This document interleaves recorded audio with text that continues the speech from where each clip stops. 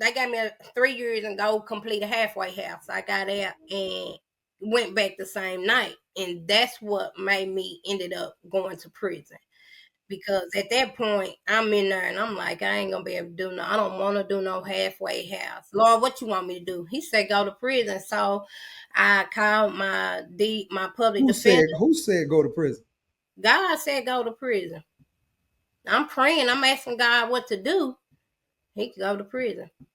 I get in touch with my public defender, and my public defender was like, "You're gonna do what?" I said, "Send me to prison." You sure? I'm sure. And so from there, I get in front of the judge, and he even asked me, "Are you sure?" And I'm like, "Yes." Because one thing about it, as I've been through this journey of life, whatever God tell me, it's facts. It's a reason why I need to go and do what it is that He's telling me.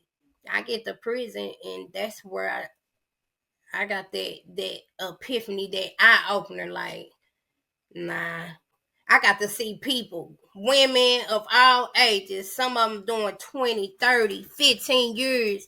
And I'm like, I don't want that to be me. Yeah. You know, I seen one girl, one woman come in and out of there. I seen women get out of there and die 2, 3 days later. And it's like, that was an eye opener that I need to understand that where I'm headed, if I stay on the road that I'm on, I'm headed for straight destruction. Yeah. And if I'm gonna be here for my daughter, yeah, I better make some changes.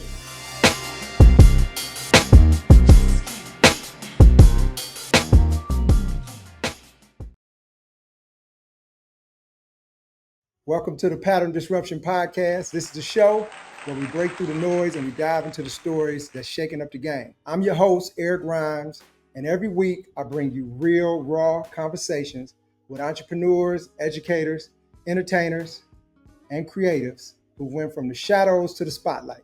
So if you're ready to learn what it takes to rise above the rest, you're in the right place. Let's break some patterns and start the show. Well, this week I've been led by God. I've been in the path of people who are doing amazing things in the community, and people who have stories of redemption, people who have stories of triumph, and people that have been through hell and back, literally. Without further ado, I want to introduce you guys to someone I literally just met 3 days ago. But our encounter was so divine until God just told me to say something to her first off. And then, in full transparency, I came into her where she works, and her energy was so high and she was vibing on just a whole nother level. She was training somebody for a job, and she was taking her time with the young lady. And normally I would have just kept on moving, but it was the vibration. She was vibrating really high. And, normally people kind of be mundane in their job every day, but she stood out. But I was going to get my food because I'm trying a new barbecue place down here in Nashville. I said, I'm going to get my food and I'm going to get up out of here. Well, I went down to the end of the counter and I looked at her, and then the man part of me came out. She had a southern drawl, she had that accent, and it was thick, and she had a gold teeth. And then the funny thing was, she had on some Cardis, right? When I saw that, I was just like, okay, now I got to say something. I pulled her to the side and we started talking for the little time that we had while she was working. But I said, what's your story? And she said, I'm on a mission for God and the kingdom. And when she said that, my whole man stuff went out the window. I was more intrigued from that point. I said, let me hear your story. She started telling me that she literally, from early days, she had it rough, and she had been to prison, and she literally had turned her life around. And I'm looking at her like, okay, I got to hear more. So we talked, and I'm going to quit talking because once y'all meet her, y'all going to see why I kept talking to her. Without further ado, I'd like to welcome Sacara Merchant to the show. How you doing? I'm doing good. So some of that you didn't even know, right? Of course. Well, you probably knew. Yeah, You're a woman, yeah. you know. You know what it Absolutely. is. You know what it is. God bless y'all with intuition. He blessed us with foresight, right? And a Hey, bunch of old other stuff.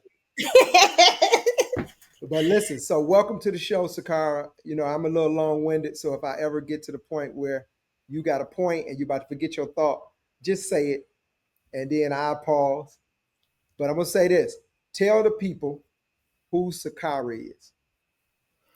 First and foremost, I want to give God all the praise and the glory. For without Him, I wouldn't be sitting right here talking to you. Next thing, I just thank God that you followed your divine intuition for His power to come and approach me. So, with further ado, Sacara, a love and go hard, love for the people, love for the understanding of God. Seen a lot of trials and tribulations, had it rough and rocky, but one thing about Sacara, she never gave up. I always knew my story was bigger and better, and in one day it'll be heard. So with that, I just stayed steadfast, and I went through them storms, and I started learning how to count everything out joy. Lose friends, thank you God. Lose family, thank you God. And in the midst of being grateful and showing my gratitude in the midst of the storm, He shielded and He protected me, and He put me in position to be exactly where I am today. Okay. Okay. Um, so definitely I know a little more than the people know already. So take us back to the beginning because you told me basically you had it rough from the beginning. What did you mean by that? So early on in life, I was molested. And from that very moment, I lost my full blown identity. Full blown corruption of confusion flooded my thought process, not knowing if I was loved. It didn't matter who told me they loved me. I always really was like, yeah, you know.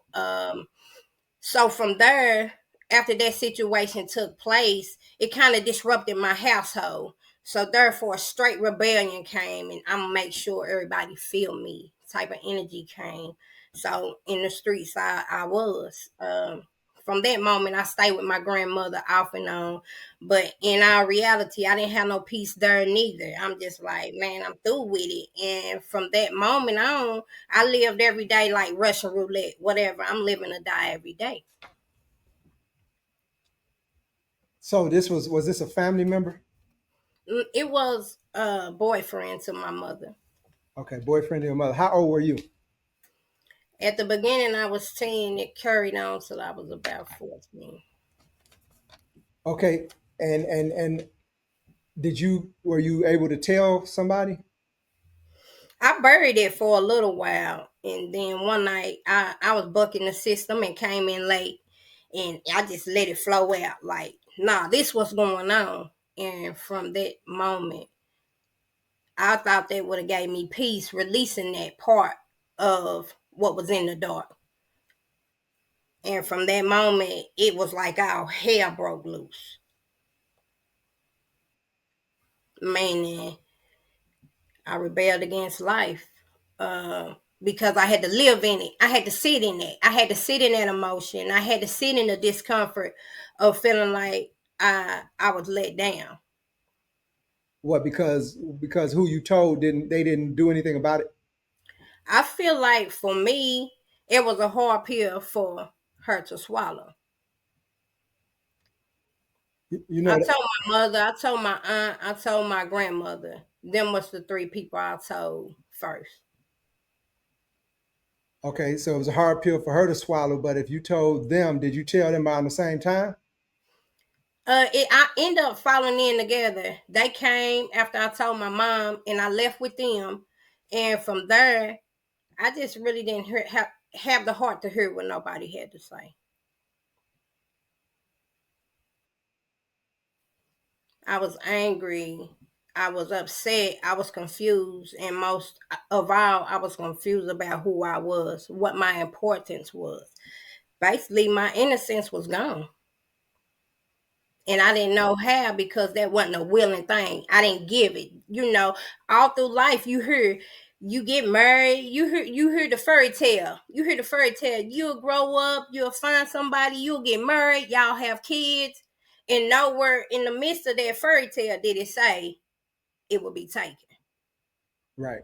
Yeah, and then you're so young, you got to try to figure it out with your limited understanding. So you you tell everybody in the family they know about it. Does he go to prison? He don't. He didn't go to prison for whatever situation had arose from that. They had took me into a room and it was like it was the interrogation room for kids, but I'll never forget that window and I'm like at that moment I didn't feel like they were going to do anything. They asked me the questions, what kind of acted after that. I didn't get no push from the system.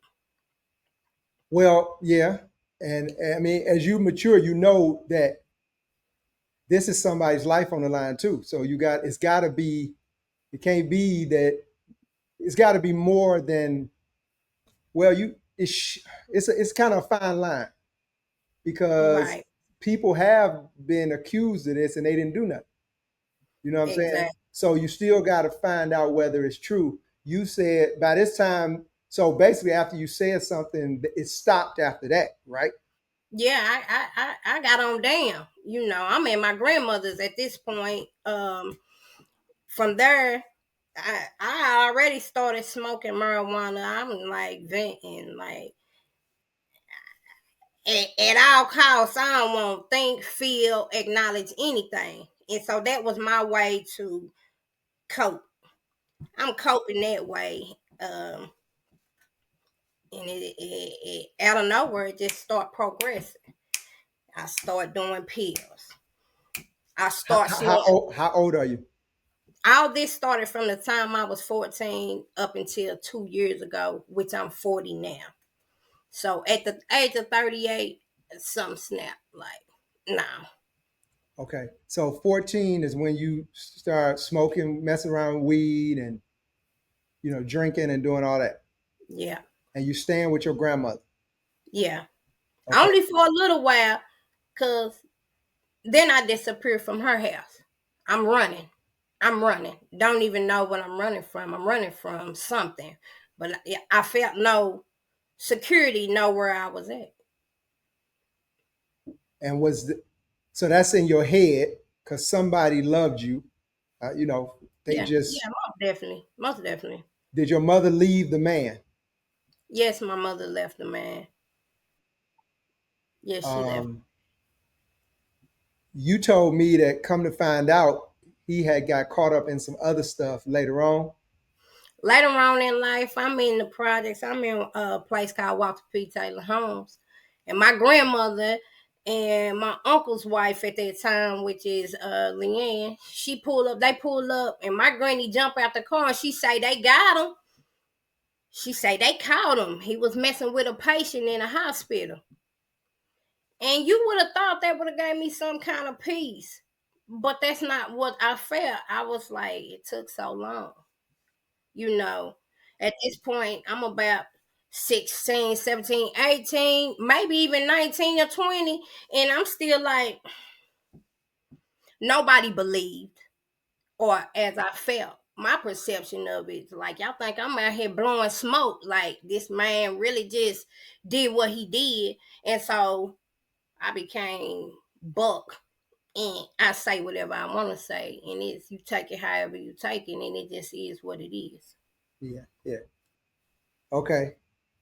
So you find out that he got caught for something Mm-hmm. else. You Mm-hmm. never press your charges and bring it back up. You just going on because you already out there at this point.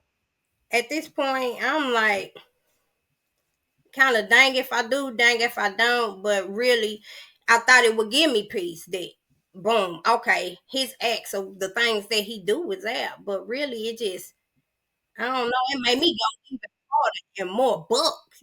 Like I told y'all. Yeah, yeah. And this And when time, I where are you living at the time? I'm living on the streets. No, I'm saying where in what state, city? I'm in Knoxville, Tennessee. Okay, okay. And that's hometown. That's hometown. Okay, okay. So, okay. So at that point, You going harder. You start doing drugs. You start off with marijuana. How deep does that get? Man, they get all the way deep down to the belly of the beast core. I ended up snorting coke. For a minute, I was just using it as a party drug. Oh yeah, I'm venting in this club. I'm vibing. I'm popping X. So I went from popping X to snorting coke, and that actually excelled quicker than I thought it would. Before I knew it, I was smoking crack cocaine. How? So Let me ask you something. How can you afford? You on the street. You young. Are you working? How are you being able to afford to snort cocaine? It's kind of expensive. I had friends, Okay, so these guys? girls, guys, Okay, okay, no in particular trait. I had a cousin. I had a cousin, and yeah, we got down with the get down. He kept it. I'm with him. It was more or less like it was me, him, and my other little cousin, and I'm around my uncle, but my uncle not really knowing what I'm doing, and so I stay with my cousins. After I stay with a few friends every once in a while, my cousin came around, and it was like, okay, it became from a weekend thing to a everyday thing because he kept it. He kept it. so was he selling it? I'm not sure what he did. I wasn't really the type to ask questions. You Yeah, know as what I'm long as saying? it's available. It really didn't even necessarily have to do with the substance. It was the presence. I felt protected around them, so I asked no Oh, okay, questions okay. because I don't want nobody to be like, man, go on. You ask too many questions type Yeah, energy. yeah, Nah, yeah. And you you get keep catch me up. with you. You Right, get right, me. right, right, right. Yeah. So you on the streets living. So what you were you living with guys? You living or are you Nah, literally homeless story on the really street? didn't rock like that. So in the beginning, so my uncle realized I kept running away from home. So he placed me. He left me in Austin Homes with a group of females, and they was good to me. Didn't have to overextend myself or sleep with nobody.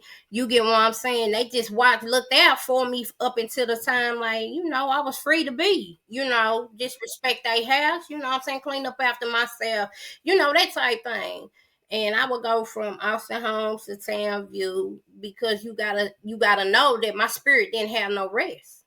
Yeah, right, right. Okay. So by this time, how many years into this?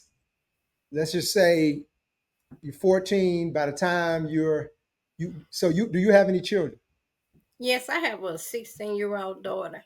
Okay. So in the midst of this, you get pregnant. Mine. If she's 16, I'm 40. I ain't had no kids No, yet. what I'm saying is you were still in the addiction. Oh yes, most definitely. I was in the midst of addiction when I found out I was pregnant. So I go to the doctor and I was at this store called Barlow's, and I remember it was raining, it's pouring down rain, and I'm like, God, I'm tired. Like literally, like stick a fork in me, I'm done. And that same night, I ended up having an asthma attack. I was in Walter P. and at Grady House, and they had to call the ambulance. But before that, I'm eating crackers with peanut butter and barbecue sauce, and Tracy Cook was like, "Hey, you pregnant?" And I'm like, "Man, nigga, go on, like now." Yeah. So by the time I got to Fort Sanders Hospital, I mean, not Fort Sanders. I go to a hospital over off of Broadway, and they like, ma'am, the doctor upset. He's like, I thought you can't have no kids. I said, I can't. Because I had miscarriage before, and it's like, hey, you got O negative blood, boom, it kills the fetus. So automatically, my thought process, I can't have kids. And so, boom, God sent me a blessing. So I found out I was pregnant. And like, with nothing to hold or cover, I stayed out there a little bit. And some one day I was about to get high, and I was like, I can't do this. And I walked to my grandmother's house from Walter P. So I walked there, and by the time I got there, I was disruptive. I'm angry. I don't walk, and I can't get in. So I'm raising all kind of chaos. You like, yeah. I ended up going to jail that day, and that gave me a chance to get her in there. Get her. Oh, you mean get her some? Yeah. Make sure Protect. your nutrients and stuff was good enough to keep her Absolutely. alive. Yeah. Absolutely. So does she have drugs in her system? I'm saying, are Um, you getting high while you have her? in the very beginning, I was. I found out I was pregnant. I probably went about I keep it. I don't weigh 1,000. I probably kept going for about a week. Then I'm like, nah, she need a chance, and God put that on my heart, so I walked. And the craziest thing about it is, this day, out of all days, as I'm walking, wasn't nobody give me no ride. But that means that I need to get myself there. Any other time I'm walking, somebody ride, and I get took back the other way. You know, Yeah. it was like, nah, she got to stay the course. And so, also, I'm forever grateful that God made sure I was destined to make it to my grandmother's house that day. Okay. Okay. So give me the time span from, because I kind of moved forward with you getting pregnant. Okay. You on the street from 14 until you say 2 years ago. Up until 2 years ago. Okay. So at this point, you doing ecstasy, snorting cocaine. Snorting cocaine. Once I was introduced to crack, I didn't too much deal with ecstasy. I smoked a little weed here and there, but it just didn't work well with my thought process. I'm seeing all kind of stuff, and that, Yeah. I rather not, because I tend to go all the way in. Like, nah, y'all got me messed up. Like, so most time I smoke weed, I go to jail. Say most times you smoke weed, you go to jail. Yeah, when I mix them two drugs together, I'm going to jail.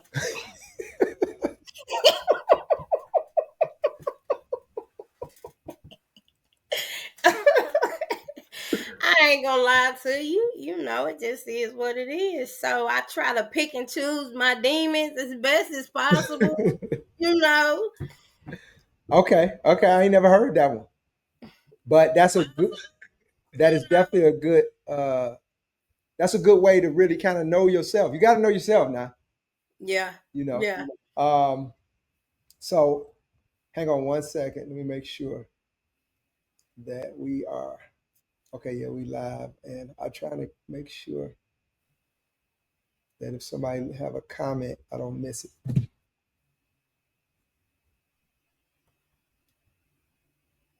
Okay, well we'll get to that, but I'm trying to do two things at once. But I like we got a few people watching. I appreciate y'all for being here on the show. Sacara is amazing, as y'all can see, and this story is just God putting His hands on this young woman and really sending her in the opposite direction.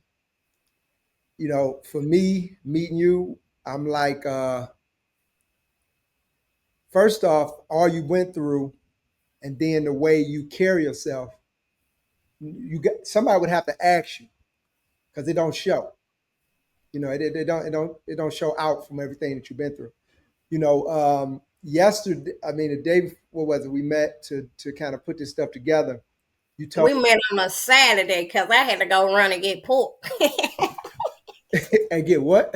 Oh, I had pork. to Yeah. run and get some pork. But one of the things you said was because I looked at your shoes and you had on Jordans, and I said I like those shoes, and you said you're a sneakerhead, but you remember you used to walk barefoot all the time. Tell a little when did that happen? Start.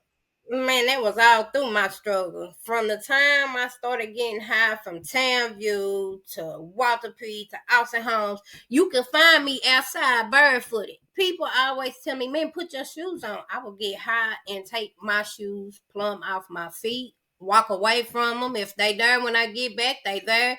If they not, they not. And I would continue um, kind of living a life of prodigal child slash vagabond, when you see me, you would, if the people you see on a daily basis holding up a sign asking you for things, people who have the most god awful smells, that was me. So to know that God took me from there and brought me here, And so one day I'm looking at my closet. I'm like, God, I got so many shoes. And God flat out said, you'll never walk barefooted again. And so, like, at that moment, I got emotional. Because I remember those stinky days. I remember those barefooted days. I didn't know how I got there, yet I was there. You Yet know, I knew I wasn't supposed to be. say when we see people that's on the street and homeless and they do have a smell, sometimes you wonder, do they smell themselves? You know what I'm saying? And you say you remember them days. I remember them days.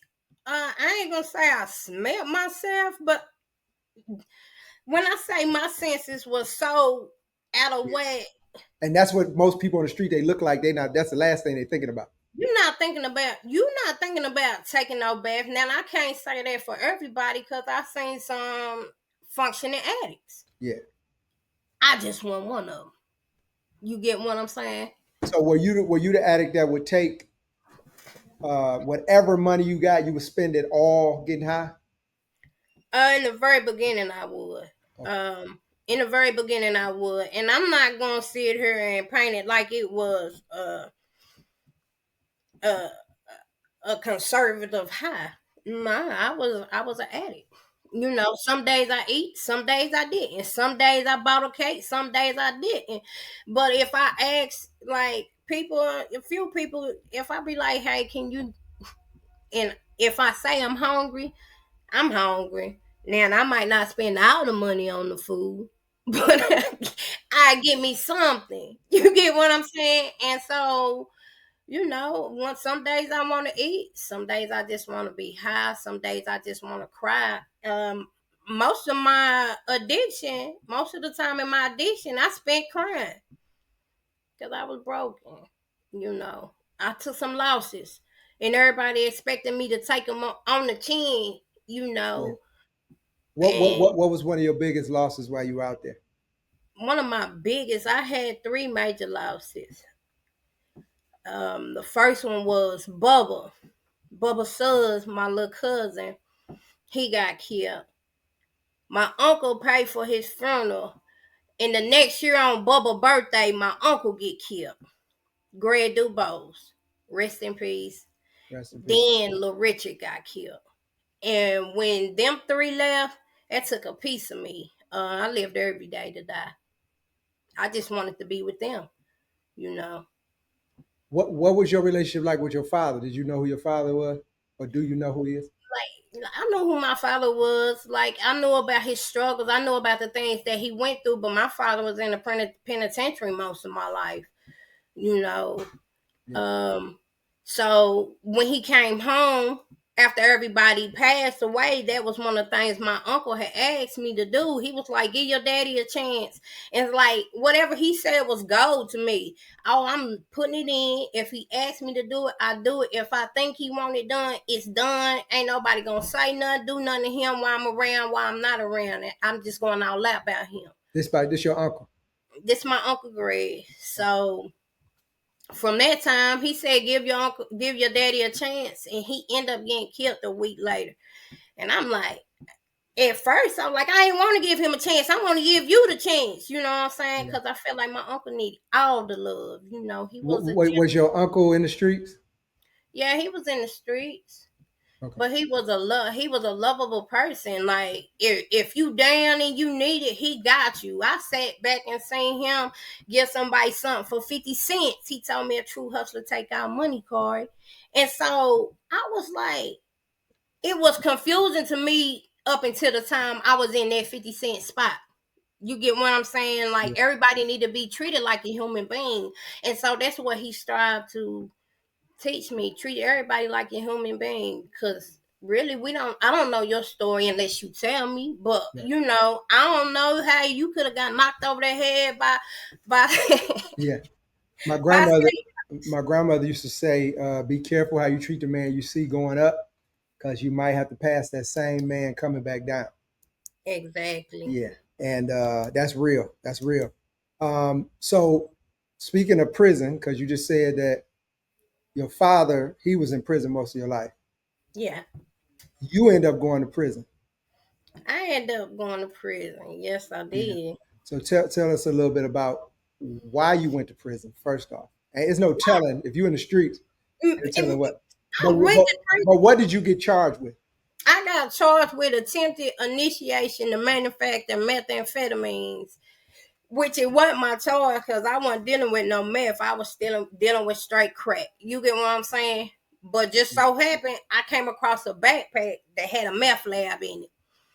And, you know, first I was like, what made me pick up that backpack? What made me pick up that backpack? But I be running from the police. You will catch me if they out and they chasing somebody. It might just be me. And you know,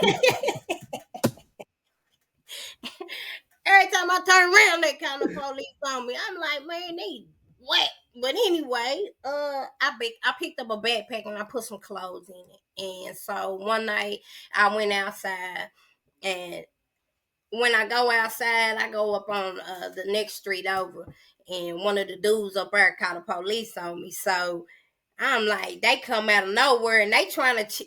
I run to the projects and ended up tossing the backpack. But the dude who called the police picked the backpack up and give it to the police, and it had a meth lab in it. And they like, when they pulling it out, I'm like, what is that? I'm like, send it to the lab. And so my public defender, she didn't feel like she could beat the case, and I'm telling her, send it to the lab, send it to the lab. And you know, they want to ask you to, hey, you can do this. I'm like, that you can tell on somebody. I'm like, man, that's unheard of. So from there, they sent me to prison. And so the crazy thing about it, the DA that was always on my misdemeanor cases, he go to the DA in felony court. He like, this is not nothing she do. And so the lady was like, well, she need to quit making meth. And I'm like, whatever. So I'm in the county. I get out. I sit in there little like 12 months. I get out. They send me to a halfway house. And as soon as I get out, that same night, I go back to jail. So So from there on, hold on. You got out the same night. What you mean? when I got out, after they gave me a plea of 3 years. They gave me 3 years and go complete a halfway house. I got out and went back the same night. And that's what made me ended up going to prison. Because at that point, I'm in there and I'm like, I ain't gonna be able to do no, I don't want to do no halfway house. I really just want, Lord, what you want me to do? He said go to prison. So I called my public defender. Who said go to prison? God said go to prison. I'm praying. I'm asking God what to do. He could go to prison. I get in touch with my public defender, and my public defender was like, "You're gonna do what?" I said, "Send me to prison." You sure? I'm sure. And so from there, I get in front of the judge, and he even asked me, "Are you sure?" And I'm like, "Yes." Because one thing about it, as I've been through this journey of life, whatever God tell me, it's facts. It's a reason why I need to go and do what it is that He's telling me. I get to prison, and that's where I got that epiphany, that eye opener. Like, nah, because I got to see people. I got to see people, women of all ages, some of them doing 20, 30, 15 years. And I'm like, I don't want that to be me. Yeah. You know, I seen one girl, she come in, one woman come in and out of there. I seen women get out of there and die 2, 3 days later. And it's like, that was an eye opener that I need to understand that where I'm headed, if I stay on the road that I'm on, I'm headed for straight destruction. Yeah. And if I want to be here for my daughter, yeah, I better make some changes. Okay. Okay. Um. So you go to prison. You do a total of 5 years. When you add up the county time and the prison time, it'll equal out to 5. 5 years. And this is straight from the time you go in because you're only out there one day. I'm only out there one day. That's Yeah. what makes it accumulate because they sat me in there in the county. And Oh how long? wow. The plea went in April. I sat in there to October. Oh, okay. And so from that time, instead of having a 3-year sentence, they popped me over to a 4-year sentence because I picked up another charge. And what was that charge that night? You said. Man, criminal trespass. They said we gotta get her out of here. So I'm gonna be honest with you, because this ain't a true. This ain't about whether you truthful with me on that level. Because some stuff you just don't want to. But the meth bag just didn't sound right. If you That's the told same that to the thing, police, that don't sound right. but it was the truth. Okay, and if it was, I'm just telling You you, get what I I'm saying? see Like why. you didn't see me out copping meth. You didn't see me selling meth. I don't know nothing about no meth. Guess the public defender say now if you talk about paraphernalia or if you talk about a crack pipe or bags or stuff like that, that's her. That Yeah, just wasn't my MO. And that's what I get for picking stuff up. right. Okay. That got to be. How long did you have that bag before you got caught with it? Man, I had that bag about 3 days. Oh, okay. But only thing I did, I put clothes in it. I ain't need to know what was in it. I just need to know what I put in it. So if I run from these police officers, I can change my clothes. Yeah. Okay. So you already had. That's why you needed a bag. So if you. Yeah, I needed a bag. How long were you homeless total? Like literally no address. 14. I got it a little bit together. I got a little bit together by the time I had my daughter. And I stayed kind of smooth for 5 years. By the time she was 5, I was back at it again. But I'm saying overall, how? Because you were sleeping outside. You said you literally I was. was sleeping outside because I got on people's nerves.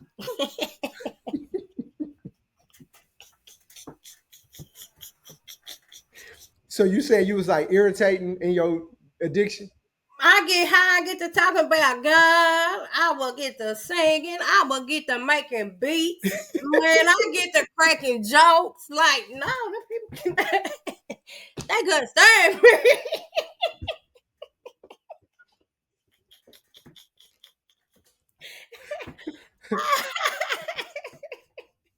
Hey y'all, listen. If y'all watching this, please like, share, subscribe. Definitely subscribe because God is doing a major thing right now. Because you see, this beautiful soul went from living on the streets. I've been down here 4 months. Started the podcast 4 months ago, and I meet her, and I see how much support you have from your people.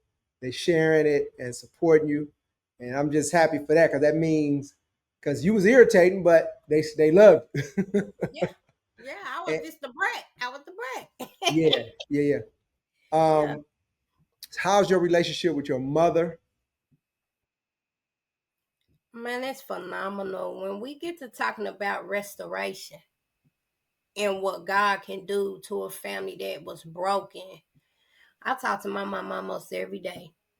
Only way I don't talk to her if I'm telling I'm overextended and I catch up with her. But far as not communicating with her, I'm talking about restoring to the point where she could give me constructive criticism and I eat it and I take it in so that it can grow.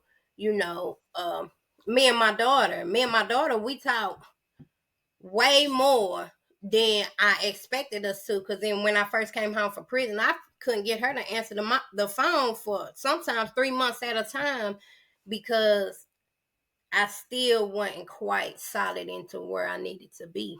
In a sense, that's still neglecting her. I wasn't where I used to be, yet somewhere I gotta get on track. And so I just stuck with it. Now me and my daughter, we talk, we laugh, and I am a very proud mother of a very intelligent 16-year-old young lady. And who is she with? She's with my mother. Just like it took a clan to raise me, it's taking a clan to raise her. Okay. So you said that you and your mother are good now, but did you have bitterness I for was her bitter. not listening to you? Did she get a chance to? I mean, did she apologize and? Oh, most definitely, most definitely. And so where while I was in prison, I kept asking God, like, God, what is it? What is wrong? What do I need to do to change this outcome and not make this prison a revolving door for me? Because once you leave the county, your destination is prison. You get what I'm saying? So he said forgiveness. So I had to take a hardcore look on the inside. First, yeah, I wanted to forgive others. Yeah, I needed to learn how to forgive myself, for one, because I can't sit here and be like, hey, I was, you know, nah, I done kicked up some dust too. I've hurt people and people have hurt me. So, in order for me to get to the point where I could forgive her, I had to forgive myself. I had to forgive other people for what they've done, what I've done to other people, the things I've allowed people to do to me. You get what I'm saying? And so from at that point, once I got into that forgiveness stage, what happened yesteryear, I ain't gonna say it didn't happen, yet it no longer has power over my life, because if I allow the power of yesteryears to contradict me or circumcise who I'm supposed to be, I can't be what it is God want me to be. I ain't never heard that word used in a sentence like that. Circumcise who you gonna be. I'm just joking, but that was pretty funny. It is what it is, man. You caught the drift. Yeah, yeah, yeah. Okay. So most definitely. So you go through all of this, you make amends with your daughter, your mother. Is your dad still living? My dad passed away a little bit after my uncle did. It hit because he was the last man that I felt like I had to lean on Yeah. for that more support. You had my granddaddy. All these men, they look at George Washington, Abraham Lincoln as they forefathers. These four men were my forefathers, and plus my dad Yeah. and my cousin Shorty. A lot of people don't hear me talk about Shorty much, but he saved my life one night. And so when we talking about great men, I can't tell you what George Washington actually did. That's what y'all say he done. But I can tell you what these great men instilled in me. So yeah, my dad was another one. Like, Corey, give your mama a chance. She's a sweet lady. But I never bash my mom. I'm just like, I'm mad at her daddy. And he be like, give her a chance. And so from there, I'm like, man, this man is crazy. He all sensitive and soft. Like, you not hearing me. I'm having Yeah. problems. But it was, and he telling me, look at the bigger picture. You know what I'm saying? Chin up, chest out. Right. Okay. And so you go to prison. I go to prison. Um, is there a significant other throughout this? Because you talk about family, but you never got married or none of that, right? Nah, I'm married to Jesus Okay. right Okay. now. Right, right. But nah, I didn't get married. I had relationships, another restoration form of restoration within, because I dealt with a lot of homosexuality. Okay. Because at this point, when it came to men, like, I will go hard on a man if I'm in that type of predicament at that during them times. I'm like, man, I'll be ready to fight and everything. But when it came to women, I was submissive and soft, because I understand we as women go through a lot. So I wanted to show, like, it's people who understand, yet I was also up under conviction with God. So in prison, I had a girlfriend. I went with her the whole time. And like, we in there like cats and dogs, and I don't know why they didn't keep us separated, but I mean, pretty much, if I wanted it to happen in prison, it happened. Oh, So, so you saying if you wanted to be around her, the COs is gonna make sure it man, happens. you can't tell me where I can't go. I'm going wherever I want to go.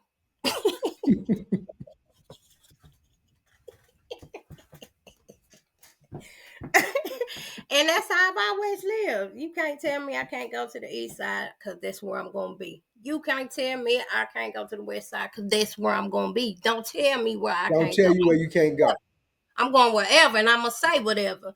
You know, as long as you don't disrespect me, I won't disrespect you. But I also had a common ground with the CEOs in there, even the captain. Like he walked past me, he like, you know, he like, young lady, you can't argue with stupid. And so I held on to that too. So I started learning how to be like, be quiet, cause you know he's saying you can't argue with stupid. If they stupid enough to believe the things they let come out their mouth, ain't no point in me saying nothing. Let them be who they are.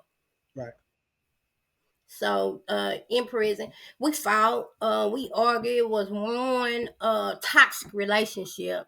And so towards the end, I got out of that relationship and got into another relationship, another homosexual relationship. Mm-hmm. So I ain't been having no peace in these relationships. So my mom always like, you know, that's not pleasing in God's sight. But at that point in time, I'm still in that transformation of, you know, Yeah. forgiveness. And I'm like, Mom, okay. And, I'm saying okay, but that was going through one ear and out the other. Like, you can't tell me who to love, but I kept it to myself type thing. So Where that where guy, where do you think that spirit came from? I think it all came from the very beginning of the homosexual, not the abuse, Molestation. the sexual abuse, because I was tainted and I'm looking for something nurturing, needing something to put me back together, and I didn't find it in me, and I found it in the females that I was with, you know, which they all had they had their own stories, you know what I'm saying? They all done been through some kind of abuse. So Yeah. we talking about two broken people unhealed. Yeah. So from that relationship, I got in another relationship. And that's the relationship that made me be like, man, I ain't going with no more women. You know, Well, welcome to the club. No, yeah. I'm glad you get a chance to see how it is to be with you. No, I'm just joking. Yeah, no doubt. And I talk to my best friend all the time, Marjorie Turner, and I talk to her, and I be like, man, Bessie, I don't want to be with no more women. And you know, she's done been with me through this whole trial of my life, and I mean, I tell my daughter the other day, I was like, you'll have a friend. I done had one that done lasted 30 years.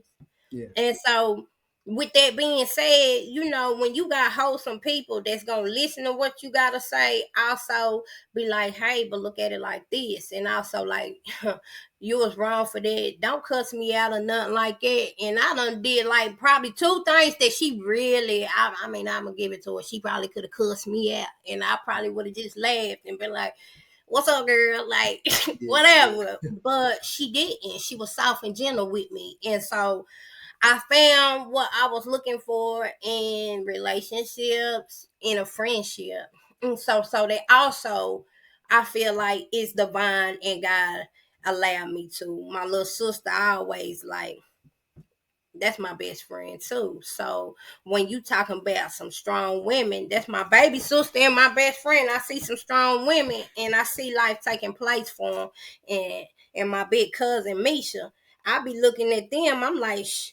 And some more cousins, Keisha, you know, pretty much all of them. They all carry themselves like women. I can go through the list, you know. So that's what I didn't know how to be. So that Leaving the you ain't know how to be what? I didn't know how to be a woman. I was always had my security blanket on. I dressed like a boy. That's why. Okay. Yeah. Yeah. So what bad habits do you feel like you brought from your addiction, or did you bring in? What bad habits? I My mean, my worst habit was being addicted to pain. so what do you mean? Did you why you addicted to pain? Which you mean like Addicted, drama? addicted to loathing and what I felt like should have Yeah. been, Yeah. I know could what have you're been, talking about. Right. should have been. Yeah. Man, people should have heard me. Only if people could hear Yeah. me. And I loathed in that pain. So I always go out into territories or atmospheres where they say I ain't supposed to be, and I'm loathing in that pain. Like, feel me, see where I'm at, look at me, Yeah. and understand that this could be you tomorrow. This could be your kids the next day. Like, hear me, take heed. Yeah, just that low vibration. Yeah. Let me ask you But this. No, go ahead. but it was also I was also out there giving a message. The Right. message didn't just start coming now. I always had a lot to say. Okay. Yeah, yeah. So I'm sure being high and talking, especially like you say, you used to talk about God and spirituality. I know it probably came across kind of edgy, and but it still was you was coming from that place, Yeah, I was coming spiritual from place. that place. Um, so how did you when and how did you find God in prison? Who was that? Was it one person, or did you find God in prison? You said He No, was always with you. I never found God. He found me. I never found him. He found me. I was out there swimming in that ocean. And I'm trying to make myself drown. He got me by a little piece of my hair, and that's how strong it was, like a little bitty piece of hair. Like, no, I'm not gonna let you go.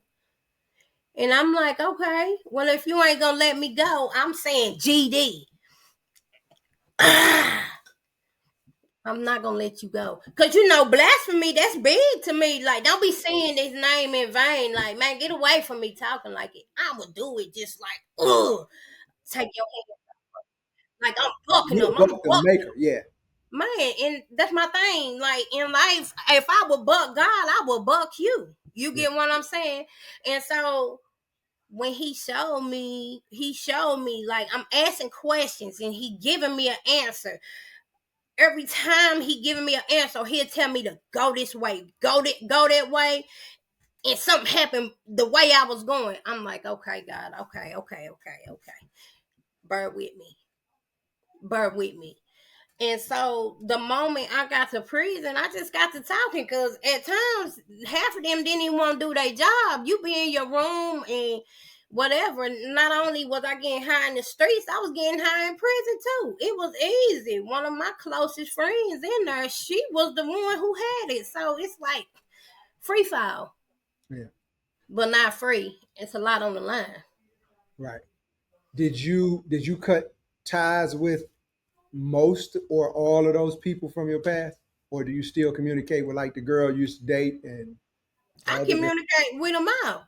okay, I communicate, but I don't communicate as they spouse. yeah, I communicate as motivation. Like like the past was the past, but I still believe in you, and it's a reason why we crossed each other paths. Like you can endure this life. Only thing you gotta do is submit and let God do His thing with you. Because at the end of the day, He don't just love me. He doesn't just want me to turn from that side of the world. He want us all to change. You yeah, get what I'm saying? And so if I say, "Oh, I walk," my name is Sacara. I walk with love and joy, and I'm trying to show the world who God is. He'll use me to talk to them too. right.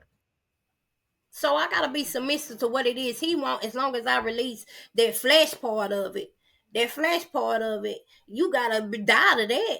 You get what I'm saying? How, You die to how do you do that?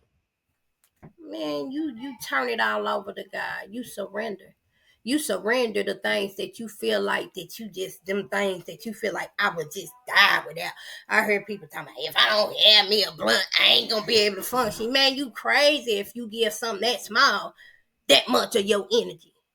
Yeah, When mustard seed is smaller than a weed seed and you don't even believe in it, so it's just opening up, asking God, asking you shall receive, but don't expect to ask and not put in the work behind it.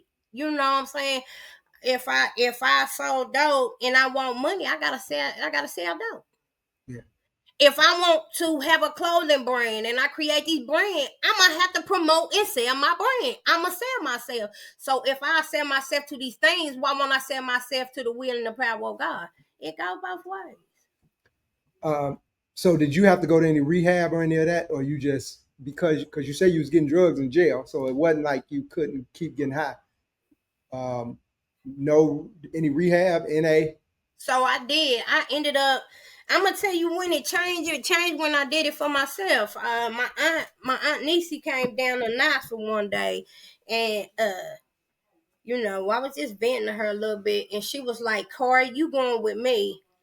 Um, and I said, "Okay." So when I got here, she was like, I'm like, "I'm gonna go to rehab." So I got in there and I looked for myself because at this point I'm out of prison.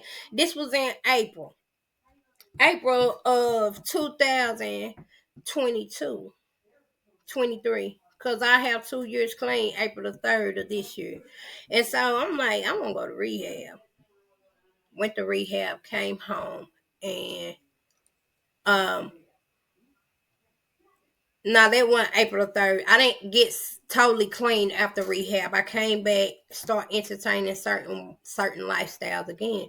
And that's when by the April 3rd, I was like, okay, I'm done.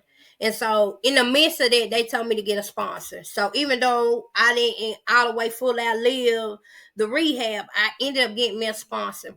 And she just stuck it out with me. When we hit them steps, like the steps was a way to revive me into realizing, hey, I can't do this if I don't do this for me, love me. So I jumped in them steps and did them. Mm. And so after I completed them steps, I was like, I felt revived. I felt new because it's a spiritual program. I don't know what to tell nobody. If you want to get clean, you're gonna have to put God in it because it's a Yeah, that's what I was about to say. Because I don't know anybody who's been successful from hard drugs. Because I quit marijuana and stuff like that. mm-hmm. But from like major heroin, cocaine, I don't know nobody that dropped that without going through some level of spirituality to get there. it I don't. came to believe that a power greater than myself. Yeah. Some people, I mean, I ain't the one that's gonna believe in a doorknob. I don't believe a doorknob died for me, but you got people that higher power the doorknob, maybe a tree. Yeah. My higher power is God. And so when I put that at the forefront of my mind, and I know for a fact he'll never leave me nor forsake me. So that puts me in a type of space like, okay, I'm free to grow. And so I completed them steps and just stuck with it. If you could go back and speak to you before you start doing drugs, I can't say before the molestation because that was something that happened to you. But I would say when you left the house at 14, if you could, what would you say to yourself, to your 14-year-old self when you left? If you could go back. If I could go back, I would tell my 14-year-old self, hey, you gonna go through some storms. You gonna get rained on. But count it all joy, chin up, chest out, because this is not just for you. This is gonna help somebody else. See, you know, I wouldn't change nothing about it. I just needed to know everything was gonna be okay. So I'll let my 14-year-old self know it's gonna be storms, but it's gonna be okay. And it's gonna work in the good. Okay. Okay. Um, so where are you at now? What do you do now? Like, okay, so you home from prison. You said it was 2022, 2023. You've been sober a couple years. Mm-hmm. What's a day like now, and how do you stay sober, and how do you stay in the word and on fire? I stuck to the script. Right now, I'm a house monitor at Wow Recovery Home, which now I'm the lead house monitor. So I'm over all the house monitors. Um, and I go to work early mornings. I go to meetings. Still go to meetings. Still do the things that I did when I was in my early stages of recovery. Yet I give back. So my way of giving back is being a part of a recovery home, and I work at barbecues. So I'm always interacting with people. It's like I'm always in position. If a person asks me, I ain't gonna bite my tongue. I'm gonna give it to him raw and uncut. Cause like I tell him, I ain't gonna chase my recovery or chase my story. Cause I drink drunk. tequila straight with no chaser. So why I'm gonna chase this? Yeah. Okay. Yeah, and Mm. that's that's my experience with you. It was straight to the point. As soon as I asked you, you came out talking about it, and I was inspired by it, and that's why I say like um, on Thursday I got Charles Brooks, which is the guy that's been going viral because he built the castle in Detroit that's been all over the news, and he got 100 million views on this castle, and he built that castle. He was in addiction, Okay. and he almost got killed. He got shot, and and I've been just reading his story. I'd already read the book, but I wanted to kind of brush up on it before we get together. But his story is amazing. So God has put me in proximity of these amazing people from the kingdom. So, I feel blessed. I feel blessed. And like I say, your story is like amazing. I pray that you can. I'm sure you will, because it's a day to day. You never. That's why they say when you go to your meetings, what's the first thing you say? I'm Sacara. I'm an addict, I say I'm a recovering. recovering addict. Yeah, yeah, Okay, yeah. I don't claim being in the midst of addiction, but I don't also don't say I wasn't never there. right. I'm a Okay, grateful recovering addict and alcoholic, and so and me too as well. I done been stabbed twice and shot. So your average girl don't go through these things on a daily basis, but it's never to be overlooked that it can be you. right, right. And what would you say to young girls right now who being influenced by the world and not sure of their identity? They got low self esteem, and they want better because sometimes, like you said, when you're an addict, people being on the other side of addiction don't understand. To us, we just say, man, well, I wouldn't want to live like that. Just come off, you know what I'm saying? Just turn your, Yeah. I know it's got to be uncomfortable. I know it's got to be almost impossible to be out in the cold. Knoxville ain't, it still get cold in Knoxville. I mean, I think it was a part of God's plan. Yet, on another note, I would tell these young girls, hey, don't blend in. First thing first, God first. God first. If you can put everything behind you and put God first, then then your family.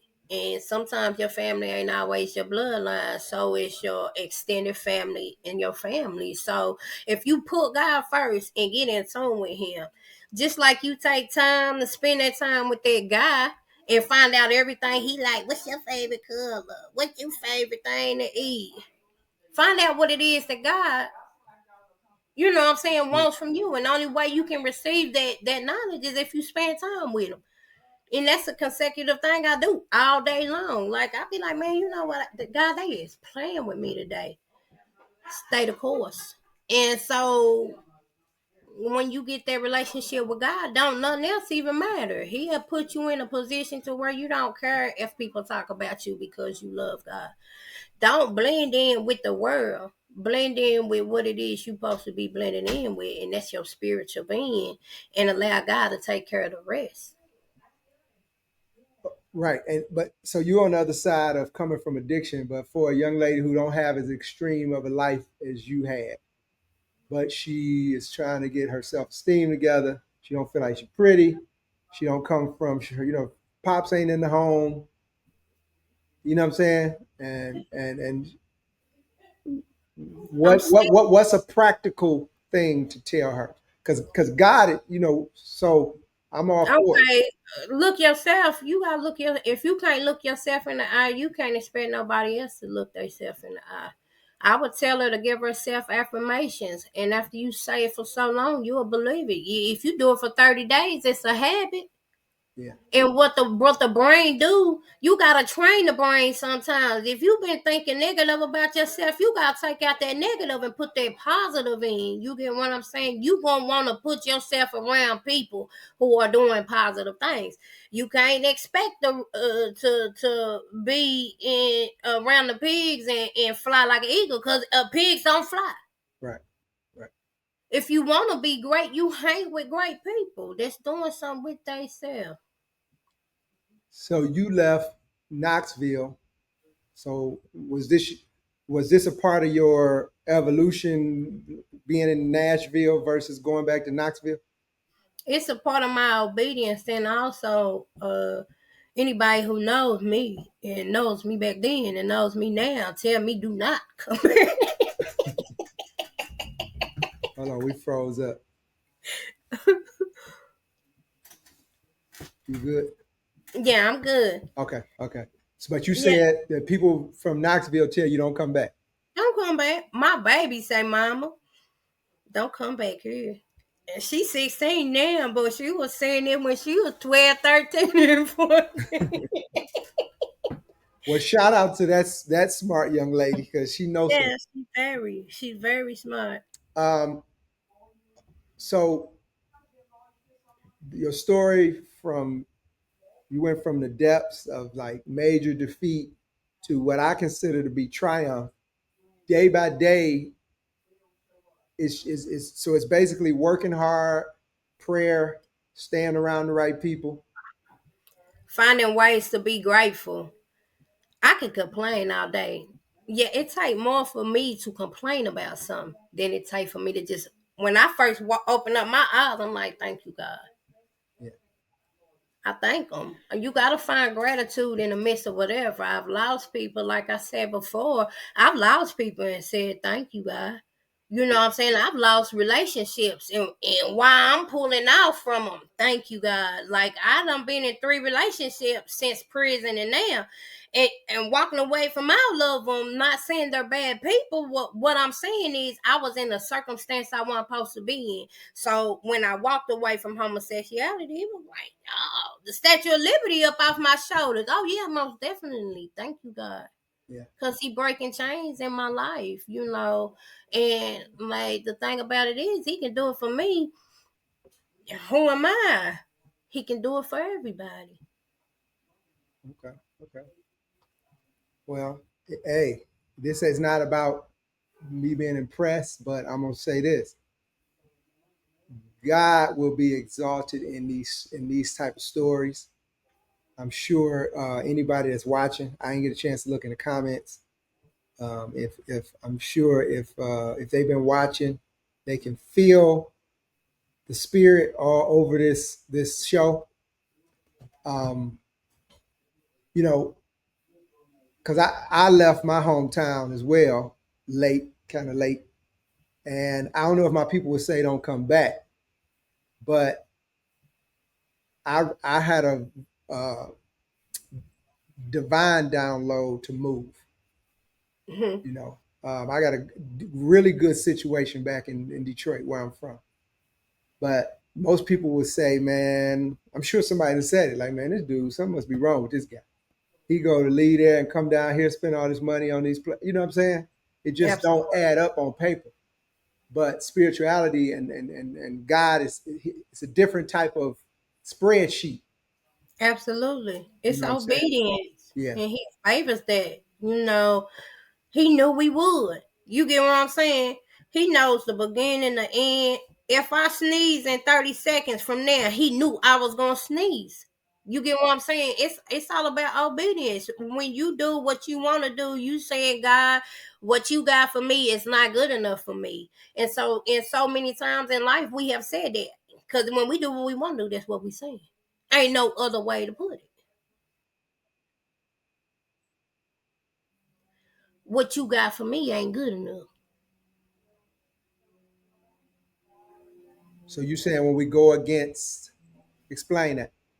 Explain it. Okay, so God say, I have a plans for you, plans to prosper you with hope in a future. He didn't say what was gonna be in that future. But no, it's the greater good, because he said he worked all things out for the greater good of those who love him. So if you want it, he will give you your heart's desires if you lined up with him, because he wants what's best for you. And what's best for you is also best for the kingdom of God. But okay, say I say, now I don't want to stick with this homosexuality. And then I get to trip and I end up back in prison. Then I got to start all over again. Yeah. When you walk out of the will of God, you saying what's over here in his will ain't good enough for you. That's how I took Being it. Like, ungrateful. Okay. yeah, ungrateful. Yeah. Absolutely. Yeah. Um, so I guess in conclusion, what you said what you would say to your younger self, what you would say to young women. Overall, what would you like to leave the people with that come across this show and who encounter you at some point in the future? What would you like to say to them? Your story isn't over. Keep going, always move forward. It's not on your timing, it's on God's timing. If you stay the course, be steadfast and humble, you will endure this race the way you're supposed to, because it's not to the swift, yet it's to the one that endures. You know what I'm saying? Never give up, and don't be so quick to run before the miracle come, because when you start reaching turbulence, that blessing right around the corner, you gotta stay the course. So I tell people, stay the course, and you'll lose a few people. Yet the strong also stand alone. And if he felt like you needed a crowd, well, he would have left you out there. Right. You gotta be willing to come be set aside. You know what I'm saying? If he tell me to go to Canada, best believe I'm going. What's next for Sacara as far as is there anything that you like to, are you I know you do some writing. I do poetry. I do art. I paint. I do poetry. I write a little bit of music. What I'm wanting to do is hit every city near you and let this story be told. And in the meantime and in between time, hopefully open up my own nonprofit for the kids. I play basketball. I want to get something going on for the youth, You play because, basketball. and I'm a beast.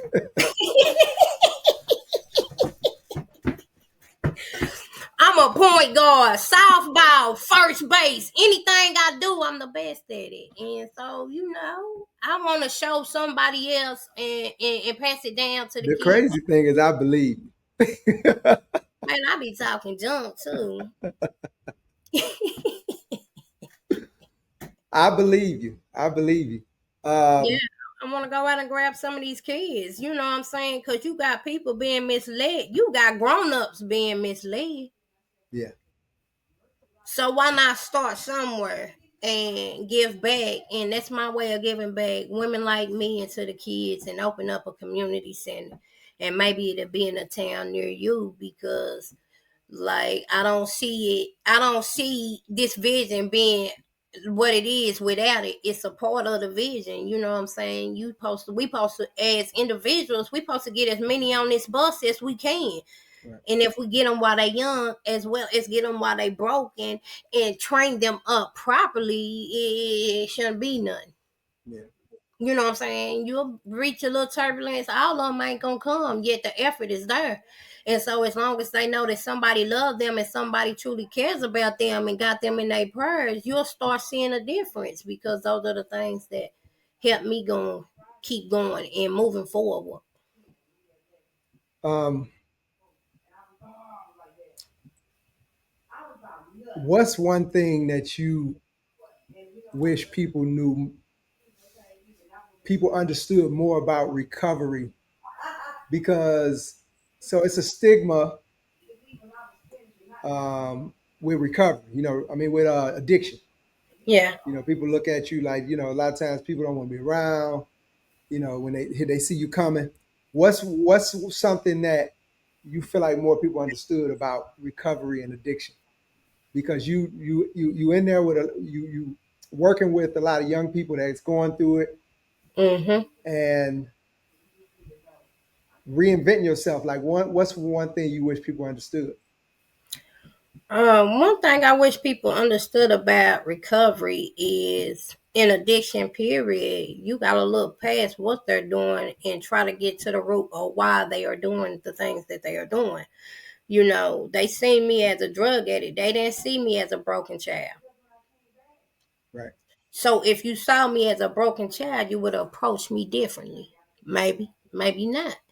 But any good decent person would approach that situation a whole lot different. You gotta know it's a method to the madness. Yet the madness didn't come when the drugs came. The madness was there before the drugs got there. It was just a method to keep the madness going. Right. Okay. Okay. Well, it's been a wonderful show. I feel like hopefully we touched on things. Again, is there anything that you want to leave with the people? Do you have like how can people if people want to hear more? Do you have like a website? Do you have a Facebook page? I have a Facebook page. It's called New Awakening, and um, reach out to me. It's a picture of me and my daughter on there. I'm at work. I'm always open. I'm always susceptible to hear what you gotta say. But one thing about me, I'm zero tolerance for nonsense. And if you for real about a movement, let's make a movement happen. But Yeah, up yeah. until then, don't No, hit. what I'm saying is if somebody's got they got a family member that's going through something with you and they want you to talk to them, is that something you're willing to do? I'm very much. I'm always open. I'm always open. Okay. Because if anything, you will be able to understand. Especially, Absolutely. yeah, yeah, most definitely, most definitely. Absolutely. Okay, well, I appreciate you being on the show. I I'm honored. appreciate. I feel like the whole conversation has been blessed. I'm honored to know you. I'm honored to have you on the show. Um, I'm praying for you, Thank you. Thank um, you. and I want you back on the show as you start to do you build your your outreach. I want to have you Absolutely. back on the show, I and appreciate you for letting me do this debut. for This is my sure. first time, and And you did great. You did great. thank And you. I appreciate everybody that supported you. So to anybody that's on the live, that was some of the people that shared, some of the people that commented and posted. That's what that meant a lot for me to engage with you because I knew people cared about it. Absolutely. you. Yeah, I could tell Absolutely. people was proud of it. Absolutely. So that You was had to even see it for yourself to yeah. I got to understand. see it. Yeah, yeah, yeah. I got to see it. So that's good. That's good. So shout out to most of them probably from Knoxville too. So shout out to the Ville. What y'all call Knoxville? You can give a shout out to It's the the Ville. Ville because you got Nashville and nah. So you got Dallas and then you got Detroit, and they like to use our D. But Sometimes we we call the it big D. Las Vegas. I call it Knoxville. It's whatever you want to call it. But no, it's Knoxville, Tennessee. The 865. You know what? It's one other thing I want to ask you, and then we're gonna conclude. You must have been hanging around other people at 14 that was getting high too, because my friends would let me do cocaine at 15. I was always around older people. Oh, okay, okay. I'm in the club at 14. You know what I'm saying? I'm in the club at 14. I'm doing what grown folks do. Yeah, I'm trying to But it understand. kind of go under the lines of I had to grow up. Yeah, but yeah, and when I came up, you got looked down on if you did, especially crack. You know, At that point, I didn't care what nobody. I mean, right? for a minute, I did, but Yeah, after that's what I'm saying. I be in the middle of the street smoking. You get what I'm saying? Cause I'm like you judging, but you ain't never took out the time to say, "Hey, what's your name? Are you okay?" Right. So I think people need to be more open minded about people and their struggles instead of being so quick to say ha ha ha. Be a force, come together and figure out how you can make this change. And it may not be with the people who are present now in your life, but who knows who it can help in the near future. You know what I'm saying? Everybody gotta stop being so selfish. Sacara merchant, y'all. Um, if she laid it all out. She was an open book from the day that I met her. I hope that y'all were inspired. The show, I'm gonna do a little editing, and the show will be back up. I'm gonna leave it up for for a couple days, but like, follow, subscribe. These moving forward, I'm gonna be doing a lot more impactful, inspiring stories like this because I'm being called to do it. So I better do it. I better do it. Uh, but I appreciate y'all for taking this time out. Like I say, thank you for being on the show, and we'll talk soon. I'm gonna put you backstage though right now. Don't hang up or shut your computer down. All right. Thank you for having Got to me. download. Oh yeah, thank you for being here. Oh, so now it's a bunch of comments. They like, whoa, whoa, slow down. Jacqueline Samuel said, "Gratitude is the most important love." Uh, who is this? This is Southern Boss Alini. Southern boss. Southern Boss Alini. Huh? Well put. My bad. I butchered that name. Mr. Blues Photos. You know what that is? That's my pops. Yeah. That's your pops? Yeah. Oh, that's what I'm talking about. Shout out to Pops, man. He said, very proud of my baby. See, that's what I'm saying. See, you got support, man. That's what we need. And Jason McHenry, he said, no, she wasn't in the club at 14. Man, you capping if I won, you better ask somebody about me. She was in the club at 14. All guys, straight facts. Southern Barcelini said. And Jacqueline Samuel said, been there. Oh, yeah, been there, love. Addiction is real. So, man, it's just, you know, I'm honored to be able to do this. Kimberly Guyton said, I love you, Sacara. You are an I love you back. inspiration to us all. I'm honored to be your sister and your friend. Southern Barcelini said, she's a walking miracle and living testimony. God has definitely had his hand on her life since she was a teen. Miss Love said, I love you, Sacara. I Um, love you back. Oh yeah, man. Cat SMI said, does she realize God has allowed her story to save the life of many children in Huntsville, Alabama? Hallelujah. Yeah. So, you know, I was amazed by your support, man. I'm just, when you meet somebody, we met really in passing, and in 2 days, it's this is ordained by God. I already know. Yeah, most I already, definitely. Most definitely. yeah, and I'm proud of you. And you know, keep doing what you're doing. You're an inspiration to me. You're an inspiration to a lot of people. You're a blessing. Whenever you want to come on the show, you just reach out to me. Absolutely. And Hey, that got me right there. It yeah, is. yeah, yeah. So thank y'all for the support. I'm gonna put you backstage, All right. and I'll talk to you shortly. Okay. My bad. I cut you off. Right. Okay. Okay.